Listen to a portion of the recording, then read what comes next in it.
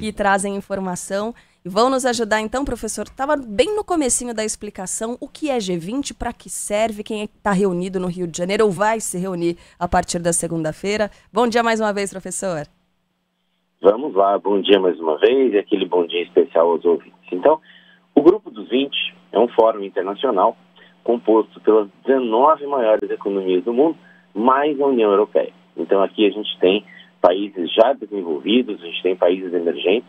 Esse grupo foi criado lá em 1999, em meio às crises financeiras que caracterizaram ali aquele pedaço da década de 90, como uma resposta a uma necessidade de maior coordenação econômica global para incluir tanto economias emergentes em discussões que até então eram dominadas por países já desenvolvidos do chamado G7. Então, o G20 surge nesse contexto como uma iniciativa para melhorar a estabilidade financeira global. E agora, o Brasil, enquanto presidente do G20, está recebendo aí líderes de países como Arábia Saudita, Argentina, Austrália, Canadá, Turquia, Estados Unidos, Reino Unido, enfim. E o único dos líderes do G20 que não vem é o Vladimir Putin da Rússia, que é e acabará sendo a principal ausência do encontro, em razão, é claro, das consequências da guerra provocada após a invasão do território ucraniano há quase 3 anos. E, professor, a gente está falando de um encontro, uma reunião de líderes para a criação de consensos, e temos visto com os conflitos recentes que estão acesos aí pelo mundo mostram isso, há uma dificuldade na criação de consensos, né, de diferentes grupos, instituições, em organismos multilaterais, qualquer cúpula que reúna países. Que desafios há agora na cúpula do G20 para essas discussões e criações desses consensos? Qual o objetivo final desse encontro? Se há alguma coisa que é complicado na atual sociedade internacional, meu caro Renan, é o consenso. Eu venho defendendo que a gente vive aí num mundo absolutamente fragmentado. E embora o G20 acabe sendo um dos mais representativos fóruns multilaterais, a sua capacidade de atingir esse consenso em temas que são tão importantes enfrenta desafios crescentes que acabam refletindo as tensões do mundo que a gente vive. Então a gente tem, de um lado, as rivalidades entre Estados Unidos e China, que a partir do próximo ano, com a eleição do Trump, devem se tornar ainda mais latentes. E isso já dificulta a formação de acordos em áreas como comércio, segurança e especialmente mudanças climáticas, né? A gente teve na última semana a COP29 e teremos a COP30 no Brasil no próximo ano.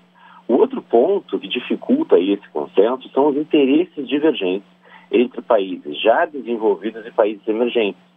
Porque enquanto os países desenvolvidos vêm priorizando questões climáticas e regulatórias, os países emergentes frequentemente, como é o caso do Brasil, vêm dando maior peso ao crescimento econômico, à erradicação da pobreza. E aí a gente tem outros temas muito complexos, como regulação tecnológica, como mudança climática, como crises domésticas em algumas dessas nações, né?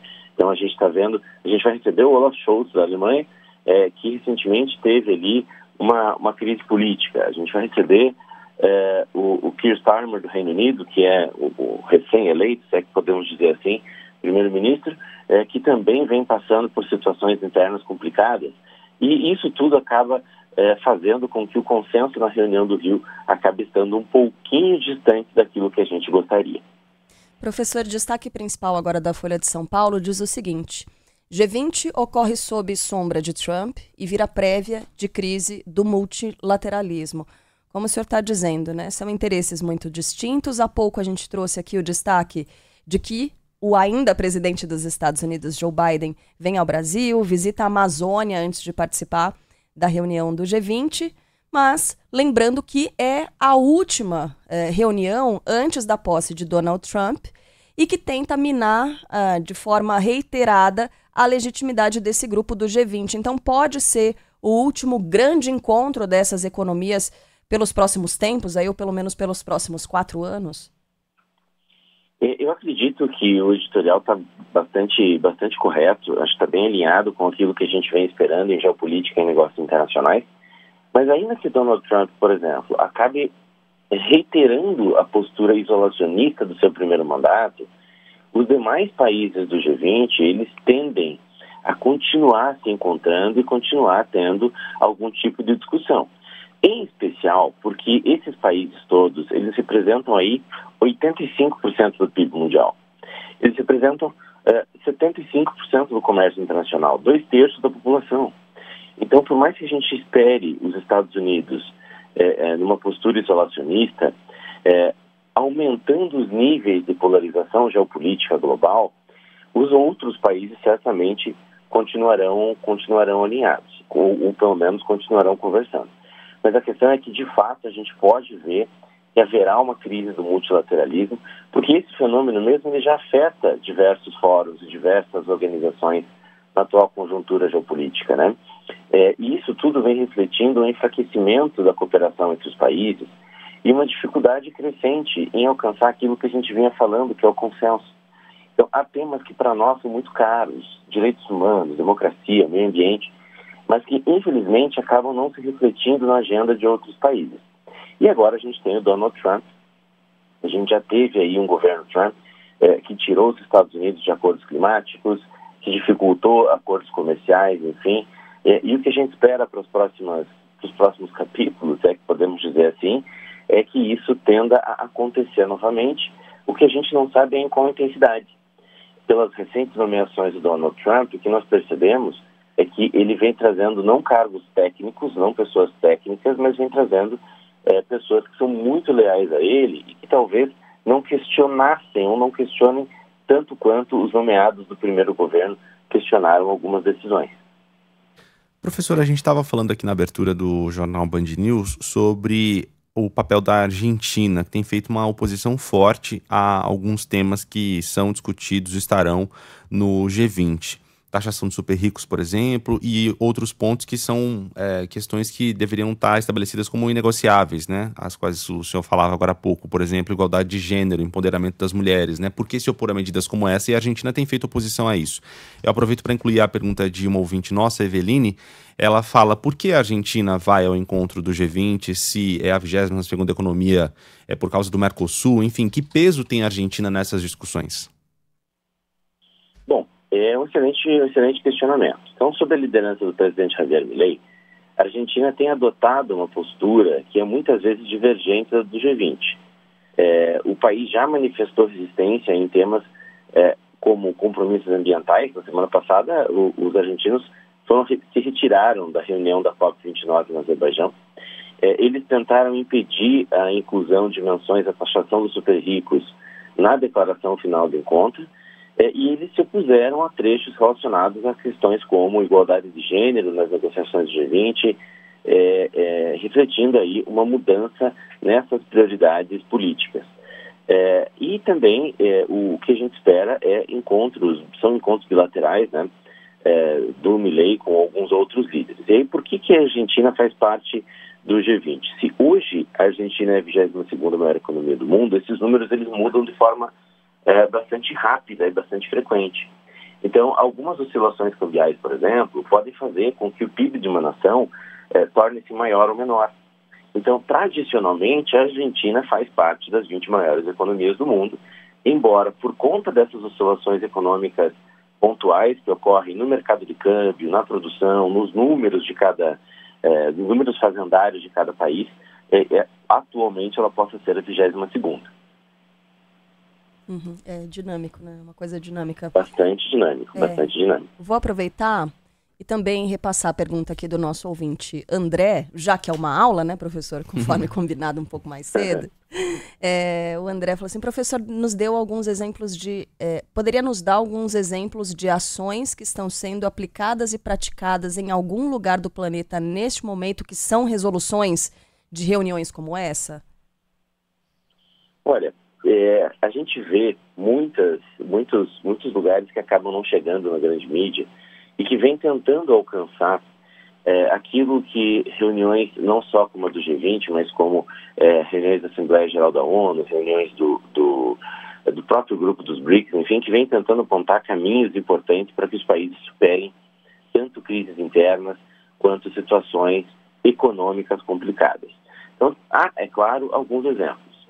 Um deles se refere à Polônia, há algum tempo atrás, que teve ali algumas indicações das instituições financeiras globais, como do próprio Banco Mundial, sobre como lidar com uma economia que à época estava um tanto quanto combalida após a crise de 2008.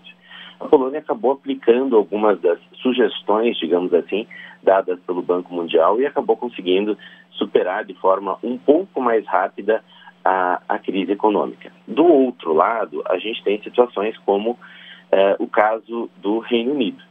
Então, o Reino Unido era um país que fazia parte da União Europeia, nós todos ouvimos falar do Brexit, hoje já não faz mais parte e, por outro lado, enquanto havia um compromisso vindo da Comissão Europeia de Direitos Humanos, da Corte Europeia de Direitos Humanos, sobre um certo tratamento dado aos refugiados e imigrantes, hoje o Reino Unido ele já não está mais obrigado a essas resoluções e a essas normas. E a grande situação, e que muitas pessoas me perguntam assim, poxa, mas por que há tantas recomendações, mas às vezes os países acabam não implementando isso? Porque em temas de direito internacional, o que ocorre é que os países eles aplicam certas normas e certas regras se eles concordam com essas normas e regras. De um lado, há essa independência, essa questão da soberania, e aí o país acaba podendo aplicar ou não aquelas sugestões que lhe foram feitas. Só que do outro lado, aqueles países que não aplicam ou aqueles países que assinam acordos, mas não os respeitam, enfim, acabam sendo vistos internacionalmente com um pouco menos de prestígio. Acabam sendo vistos como países, digamos assim, um pouco menos confiáveis. Professor, eu queria perguntar agora para o senhor com relação a um dos principais temas discutidos, que é o combate à fome. Há um importante número de aliados na Aliança Global contra a Fome e a Pobreza, investimentos financeiros também que foram feitos. O que esperar dessa discussão agora na cúpula? Essa é uma pauta bastante relevante da diplomacia brasileira sobre o governo Lula. E o G20 ele tem reconhecido a importância do combate à fome como uma prioridade global, especialmente em um contexto de desafios econômicos e climáticos que vem afetando a segurança alimentar.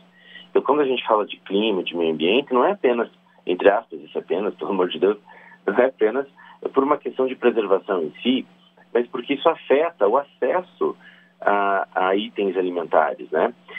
E o Brasil lançou a Aliança Global contra a Fome e a Pobreza em novembro de 2024 agora, durante a Cúpula do Rio, que, como vocês comentaram há pouco, já começou, e a ideia é a criação e expansão de programas de transferência de renda. Atualmente, a Aliança Global contra a Fome inclui cerca de 40 membros, o que inclui aí países desenvolvidos, ONGs, enfim, e a meta dada pelo Brasil, sugerida pelo Brasil, é de retirar 500 milhões de pessoas da pobreza até 2030, através de vários tipos de programas, proteção social, outras medidas, enfim. Só que, apesar desses esforços, ainda assim a gente volta no tema do consenso, porque o G20 vem enfrentando dificuldades para chegar em acordo sobre questões que são muito básicas, como segurança alimentar. E as divergências políticas e econômicas entre os países membros acaba reforçando um pouco essas dificuldades de se chegar ao consenso, ainda quando o tema é um tema tão básico, é um tema que deve tocar a todos nós, que é o combate à fome e à pobreza, um passo absolutamente significativo para qualquer país que queira se desenvolver. O professor, a gente tô achando interessante aqui mais, e eu tô adorando que os nossos ouvintes estão participando do aulão sobre G20 hoje. Nossa, falta levantar a mão aqui no WhatsApp, né? Quero fazer uma pergunta. Tá legal. Tá super interessante, professor, tá super didático, essa conversa tá ótima, tá super direta. E o Otávio faz uma pergunta que, cara, assim, a gente viveu a pandemia e percebeu que várias coisas podem ser feitas de forma remota. A gente tem, inclusive, agora, né, discussões sobre trabalho remoto, home office e tudo mais. E o Otávio está dizendo, olha, eles falam muito sobre combate à pobreza, sobre como alguns temas podem... A gente precisa de dinheiro, né, para melhorar alguns desses temas. E, ao mesmo tempo, eles gastam milhões fazendo uma reunião como essa. Será que não daria para fazer online? Eles não economizariam muito e não poderiam destinar todo esse dinheiro para o combate à fome propriamente dito. Agora, é importante também ter uma reunião dessas, como o Renan falou fora do ar, olho no olho, né? É importante que esses líderes se encontrem pessoalmente, não é, professor? Olha, eu quero responder, Otávio, dizendo assim, isso aí, né, Otávio, se o presencial fosse tão bom, Deus não trabalhava à distância, né? Mas o questionamento do Otávio é muito pertinente e reflete essa crítica crescente aos custos e à eficiência de grandes reuniões presenciais que o mundo demonstra. E, como vocês falaram, durante a pandemia houve a viabilidade dessas interações remotas. E muitas dessas reuniões, presencialmente, ocorrem em locais luxuosos, suntuosos, o que contrasta com essa narrativa de necessidade de otimização de recursos e combate à pobreza. Só que essas negociações presenciais, elas acabam permitindo interações que acabam sendo mais espontâneas, como as conversas de bastidores. E essas conversas de bastidores, às vezes, em diplomacia, acabam resultando em avanços muito significativos, porque diplomacia ela não se trata apenas de discussões formais, mas também do relacionamento pessoal entre os líderes, algo que dificilmente a gente consegue aplicar nos ambientes virtuais. E um outro ponto é o próprio peso simbólico da reunião, né? Então, a presença física dos líderes mundiais acaba demonstrando aí um comprometimento político e sinalizando uma seriedade dos temas discutidos. Quando se trata de informações sensíveis, né, a confidencialidade ela pode ser, e hoje a gente fala tanto de cyberterrorismo e afins, então a confidencialidade pode ser tanto discutida e garantida em um ambiente controlado presencialmente, mais do que no ambiente online. E aí tem a pressão da mídia, né? Tem a pressão de grupos sociais, enfim, nos locais das cúpulas, que às vezes podem acabar influenciando um resultado ou outro. Professor, entramos num consenso aqui de que nosso tempo acabou e que foi ótima a sua aula. Muito obrigado pela sua participação aqui na Band News FM. João Alfredo Negrai, doutor e mestre em internacionalização e estratégia, especialista em negócios internacionais e coordenador do curso de comércio exterior da Universidade Positivo. Até uma próxima oportunidade, viu? Até uma próxima. Eu que agradeço o espaço e desejo um excelente final de semana a vocês, aos ouvintes. A nós, obrigada, professor.